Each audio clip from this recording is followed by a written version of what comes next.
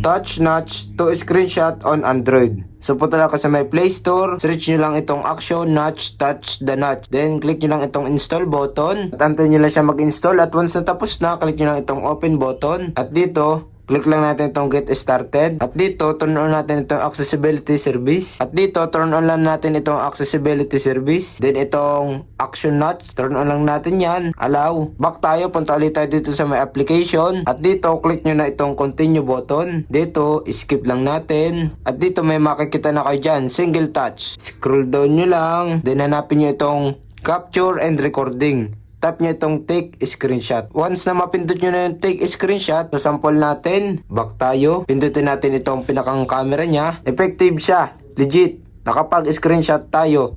Gamit itong application na Action Notch. Then try pa ulit natin isa pa. So yun. Basic na lang siyang mag-screenshot. Tatap nyo lang yung camera nyo dyan sa harapan ng inyong cellphone. Yan.